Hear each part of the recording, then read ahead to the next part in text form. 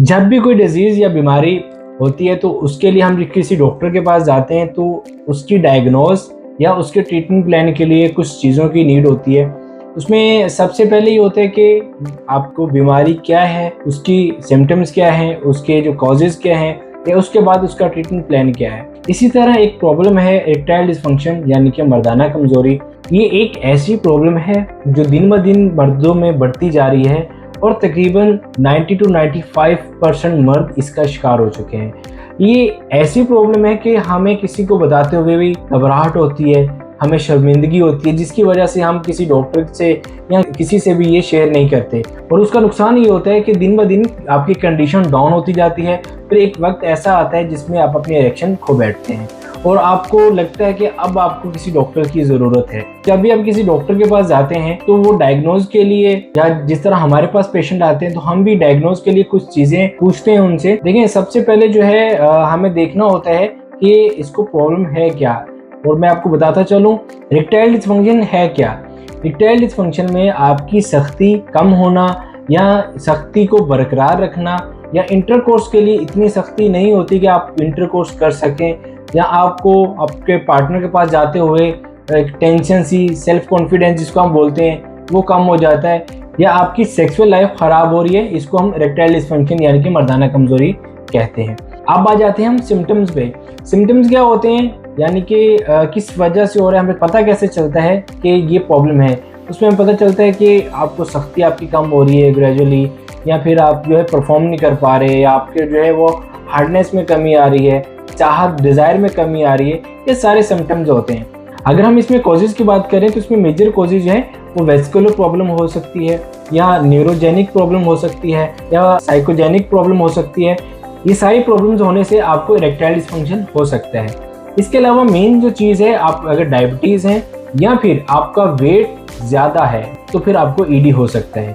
Vascular problem में होता है क्या है कि आपकी वेन्स, आपके जो तनासल की वेन्स भी हो सकती हैं। इसके अलावा इसके मुतल्लिक जो वेन्स हैं वो डैमेज हो सकती हैं वेस्कुलर प्रॉब्लम में आपके, जिसकी वजह से आपको ईडी हो सकता है। दूसरा आ जाता है साइकोजेनिक प्रॉब्लम। इसमें यह है कि अगर आपकी जो है वो स्ट्रेस लेवल ज़्यादा है, आपको एंजाइटी ज़्यादा रहती है, या आपका जो माइंड है वो डिप्रेशन में रहता है, उसकी वजह से प्रॉब्लम हो सकती है और आपका बिहेवियर दिन ब दिन चेंज होता जाता है।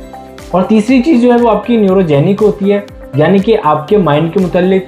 उसमें क्या होता है कि अगर आपकी कोई नर्व डैमेज हो गई है, या फिर आपकी जो है वो ब्रेन हैमरेज हुआ है, स्ट्रोक हो गया है, इस तरह से काफ़ी जो है इसमें चीज़ें आ जाती हैं। अब आ जाते हैं हम इसके ट्रीटमेंट्स की तरफ।